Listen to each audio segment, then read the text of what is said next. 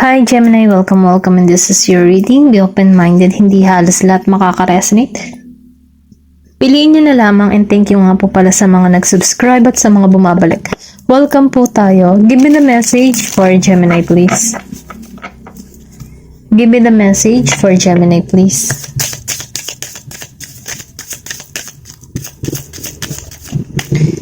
Meron ka dito na destined to release. The South Node. Napifeel ko dito, no, destined to release.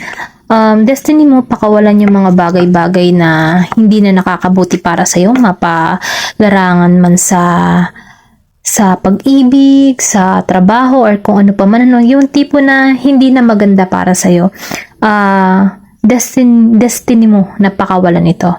Kung ikaw man ay nahihirapan sa iyong sitwasyon, destiny mo to na mangyari doon sa ganung sitwasyon, pero destiny mo na rin to napakawalan kasi nafe-feel ko dito na meron ditong lesson para sa'yo, okay? Para mas lalo kang lumago bilang isang individual, mas lalo kang marami kang matutunan, ano? Ito lang yung nararamdaman ko, ano? Pero ganun pa man, kahit marami kang pagsubok na kinaharap dito, nafe-feel ko kasi hindi halos lahat makaka-resonate. Ito lang yung nararamdaman ko. Feeling ko dito meron ditong maganda na mangyayari at magaganap sa'yo. Ito lang na-feel ko. Kung ano man yung mga pagsubok na kinakaharap mo, destiny mo yan pakawalan. Ayun lang yun lang yung na-feel ko dito. Give me the message. Meron ditong damon. Sinasabi dito sa damon na, alagaan mo yung sarili mo, okay? Bago mo unahin yung iba, okay? Tulungan mo munang alagaan yung sarili mo.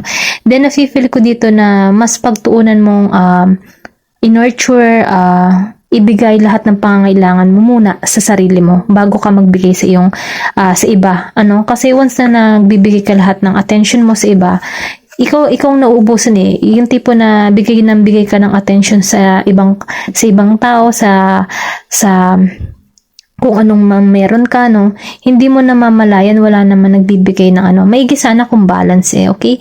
Okay yung balance, pero once na ikaw lamang yung nagbibigay, nasasaid ka eh, okay? Hanggang sa yung emotion mo, sobrang ang bigat-bigat na. Kaya mas mainam, no, pagtuunan mo munang in-nurture yung sarili mo. Ito yung sinasabi dito.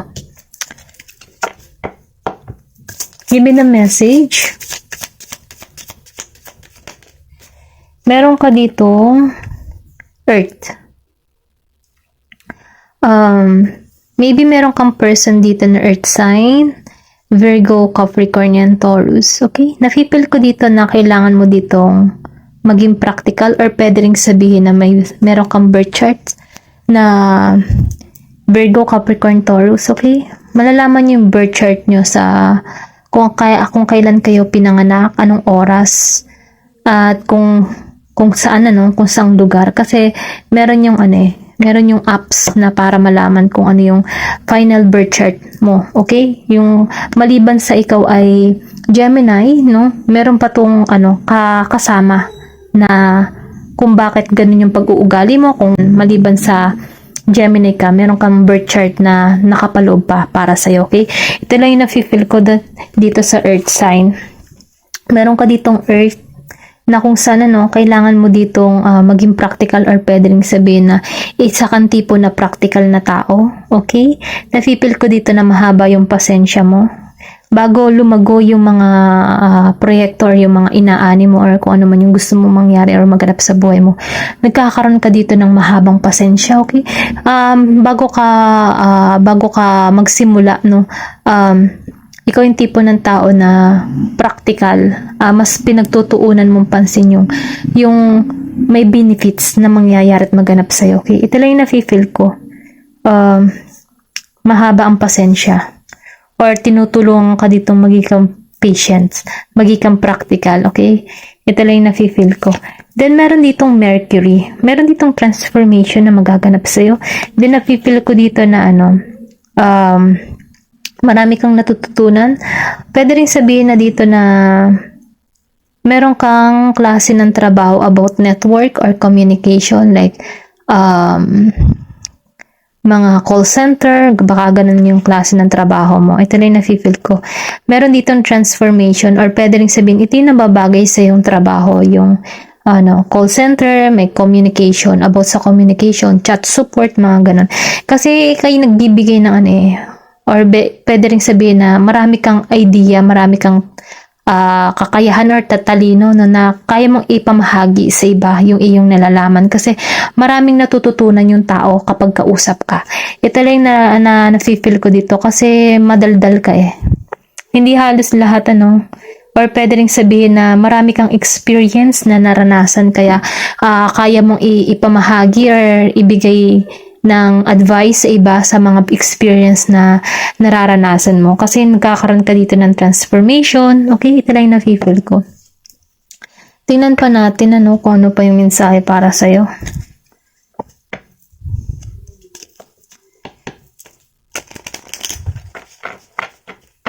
Give me the message for Gemini. Meron ditong transformation. Yung sinabi ko kanina, confirmation. Meron transformation na magaganap sa buhay mo. Sinasabi dito,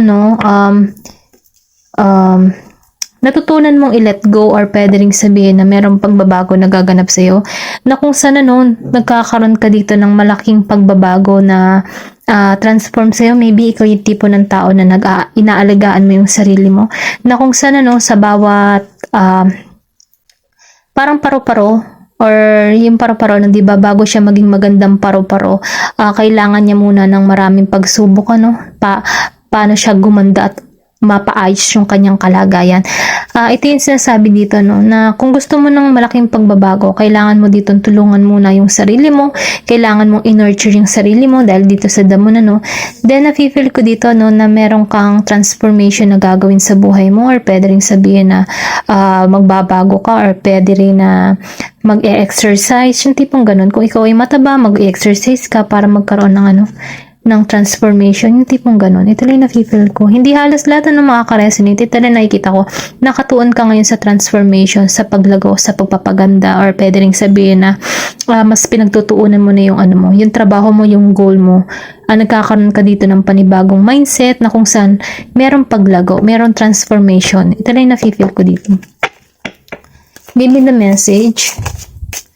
Meron ditong Diana. Or ito sa Diana, be one with the nature. Sinasabi dito na ikaw yung tipo ng tao na mahilig sa nature. Okay, maybe mahilig ka sa paghahalaman. Ganun pa man Or kung ikaw man ay nakakaranas ng problema, gusto mo pumunta sa mga nature, or pwede rin sabihin sinasabi dito na kailangan pumunta ng nature or mag-alaga ng mga halahalaman. Nang sa ganun, ma-attract mo yung positibong energy na magbibigay sa iyo ng masayang pakiramdam, maayos sa pakiramdam. Kasi ang paghahalaman ay isa din yung karagdagan para magkaroon ka dito ng positibong pananaw, kasi once na tumingin ka sa mga halaman, feeling mo energize ka, or pwede rin sabihin na nagkakaroon ka ng panibagong pakiramdam. Okay, ito lang nafe-feel ko. Kailangan mo dito magpahinga, mag-rest, or tanggalan yung mga nagpapabigat sa iyong kalooban, kasi meron ditong destined to release. So ibig sabihin, meron ka ditong nararanasan na mabigat, na kailangan dito ng transformation para sa iyo. Okay, kailangan mo may panibagong routine na kung saan magpapadagdag sa iyo ng energy ng pagiging positibo. Ito lang yung nafe-feel ko. Or pwede rin sabihin na minumungkahi ka dito maghalaman, nang sa ganun dagdag din to ng swerte sa iyong tahanan, sa iyong pamumuhay. Okay, may libangan, ganun. Give me more information. Meron ka dito na new moon. So may bago ditong simula, or pwede rin dito na fresh start. Nafe-feel ko dito na meron ka ditong gagawin, kaya siguro lumabas itong transformation, then new moon. So may bagong simula na mangyayari sa iyo. Kailangan mo lang ditong pagtuunan kung ano yung mga gusto mo, kung ano man yung hinihiling ng puso mo. Kailangan na dito ng action. Ito lang nafe-feel ko. Meron kang transformation, new beginning na mangyayari at magaganap sa iyong buhay. Ito lang nakita ko. I think ikaw ay nasa moving on ka na. Kung ikaw man ay nakakaranas ng sakit sa iyong kapusuan, pinapakawalan mo na to or nagkakaroon ka na dito ng ng idea para pakawalan to, nagkakaroon ka na dito ng natututo ka na or natatanggap mo na sa iyong sarili, okay? Kasi nakatuon ka dito sa pagbabago, sa new beginning, or pwede rin sabihin, ito na yung iniisip mo, kailangan na ng pagbabago. Ayun, ito lang yung nakikita ko. Nag-iisip ka na dito, meron ka nang natutunan kasi meron ditong Mercury. Kung makikita mo, dalawang butterfly, then lumabas din dito yung butterfly. Yung sinabi ko kanina, may transformation na magaganap sa buhay mo. Okay? Give me the message for Leo. Ay, for Gemini, sorry. Maybe may person kang Leo. Hindi halos lahat, ito lang yung nafe-feel ko. Meron kang person na Leo in Earth sign. Meron ditong lunar eclipse. Open the door of the higher dimension. So, ibig sabihin magbubukas dito ang pintuan para sa'yo. Panibagong oportunidad yan.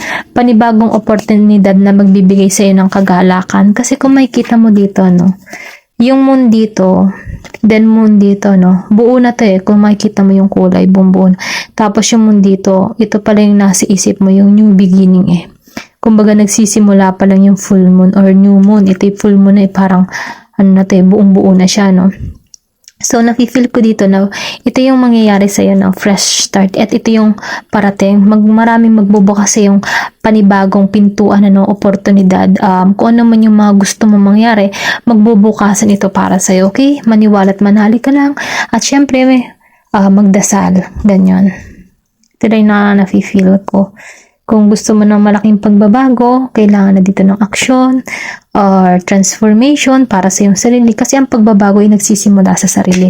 Kung gusto mo magkaroon ng malaking pagbabago, kailangan mo munang unahin yung sarili mo. Okay? Kasi nakikitaan ko dito na nature self. Okay? Bago yung iba. Unahin mo muna ang pagbabago sa iyong sarili. Kasi may transformation na magaganap dito. Maybe magkakaroon ka dito ng physical activity, yung tipo ng physical fitness, mga ganyan. Kasi nakatuon ka dito sa iyong sarili. Okay? Tingnan pa natin kung ano pa yung mensahe para sa'yo.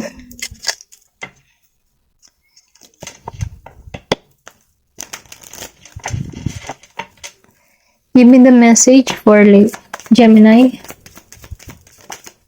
Meron ditong loneliness. So, meron ditong tao na nalulungkot. I know that I'm never alone. So, ibig sabihin, nakikita ko dito na na alam mo sa sarili mo na hindi ka lang nag-iisa na nalulungkot, yung tipo na I'm never alone. Hindi ka nag-iisa. Ibig sabihin nito, meron kang karamay. Yung pagiging malungkot kasi, damay-damay lang yan, Pero ganun pa man, kahit damay-damay lang yan, meron niyang paraan para maalisan mo yan. Kasi maraming tao nakakaranas ng katulad mong pakiramdam. Maraming problema, maraming kalungkutan, maraming pagsubok, Pero ganun pa man, hindi ka nag-iisa. Kaya sinasabi dito, na lakasan mo yung loob mo, huwag kang mawawalan ng pag-asa. Isipin mo lagi na itong nararanasan ko, hindi lang ako nakakaranas ng ganito. Nakayanan nga nilang ma-resolbahan yung problema nila. Nakayanan nga nilang malampasan yung problema nila. Ako pa kaya. Okay? Ito lang yung nafe-feel ko dito. Na malalampasan mo to. Okay? Maniwala at magtiwala ka lang. Kasi yung kalungkutan na nararanasan mo, hindi ka nag-iisa sa ganyang sitwasyon. Give me the message for Gemini. Meron ka dito na regret. Okay? Meron ditong pagsisisi. Sinasabi dito, alam mo sa sarili mo na hindi mo na mababago ang nakaraan. Pero ganun pa man, kahit alam mo sa sarili mo na hindi mo na mababago ang nakaraan, merong hinaharap. Yung hinaharap, dun yung pagbabago, dun yung fresh start na kung saan hindi ka na ma-hold nung nakaraan kasi tapos na yun Kaya lumabas din dito si Destiny Release. Kailangan mo na yan pakawalan kasi hindi na yan makakabuti para sa'yo. Kasi meron ditong fresh beginning na kung saan merong malaking pagbabago. Yun ang kaya mong baguhin. Yung hinaharap. Okay? Ito lang yung nafe-feel ko kasi huwag ka na magsisi sa nakaraan kasi tapos na yan. Kasi once na ikaw ay sobrang pagsisisi, kailangan mo lang dyan tanggapin, ipanalangin. Ipanalangin mo yung mga naranasan mong kabiguan, kung ano mga sakit, or kung ikaw man ay nakagawa ng masakit sa iyong kapwa, ipanalangin mo kasi ang pagpapatawad ay nasa Diyos. Once na ikaw ay ikaw ay nanalangin at nagpatawad ka, magkakaroon ka na dyan ng ng kapahingahan Okay, ito lang yung nafe-feel ko. Kasi sa pagpapatawad, dyan mo mararamdaman yung yung panibagong pagbubukas ng pag-ibig para sa iyo, panibagong pagbubukas ng oportunidad para sa iyo. Okay, ito lang yung nararamdaman ko dito. Kailangan mo lang diyan ng pakawalan. Kasi hindi mo na yan hindi mo nasakop yan Pero yung new beginning, pwede pa dyan, meron pa dyang panibali or meron pa dyang maganda pang hinaharap na pwede mong pang baguhin para sa iyong sarili. Hindi pa huli ang lahat. Ganun ba? Ito na yung nafe-feel ko. Kung ikaw man ay nakakaranas ng sobrang kabiguan or kung meron ka man nagawa sa isang kapwa na masakit, huwag mong pagtuunan na iyon. Kailangan mo lang dyan ay humingi ng tawad sa Diyos ko ikaw man ay nakagawa ng masama sa iyong kapwa. Then, patawarin na or papakawalan na. Kasi kaysa sisihin mo yung sarili mo, mas mabigat yun Alam mo yun, mababaon ka dyan sa ganung pakaramdam. Kaya mas mainam na pakawalan. Okay? Ito lang yung nafe-feel ko. Meron ditong service. I feel good when I can help others. Meron dito, hindi halos lahat. Nakakaramdam siya ng masaya or maayos na pakaramdam kapag nakakatulong sa kapwa. Okay? Mainam yun kasi once na ikaw ay tumutulong sa iyong kapwa, masarap sa pakiramdam kaya mas mainam yung ganun At iyon ay dahilan din para mabawasan mo yung mga kasalanan na gawa mo in the past. Kumbaga pagbabayad ng mga kasalanan, ganun na yung nafe-feel ko dito. Kung ikaw man yung nakakaramdam ng regret, pakawalan mo yan. At then sa new beginning, gumawa ka ng aksyon na mabuti na para mabawasan yung karmic na pwedeng bumalik para sa'yo. Okay? Ito lang yung nafe-feel ko. Give me the message. Meron ditong surrender. So, kung makikita mo yung mga mensahe para sa'yo ay talagang malalalim surrender. Sinasabi dito na yung sinabi ko kaninang manalangin ipanalangin mo, isurrender mo na lahat ng mga karanasan or kung ano man experience na nararanasan mo kasi hindi mo na control hindi mo na control yung nakaraan, hindi mo na control yung mga bagay-bagay na mahirap na sa sitwasyon para sa iyo. Kaya kailangan mo na ditong isurrender, ipagkaloob mo na sa Diyos yung mga bagay na nagpapahirap sa iyong kalooban. Kasi once na i-surrender mo yan, nagtitiwala ka sa Diyos, okay? At dahil doon sa pagtitiwala mo meron diyang maganda at magagana para sa iyong buhay kasi nagtitiwala ka sa process niya. Ayun lamang ito na yung nafe-feel ko. Ganun pa man hanggang dito na lamang. Thank you for watching and love and peace. Thank you for watching Glow and Peace.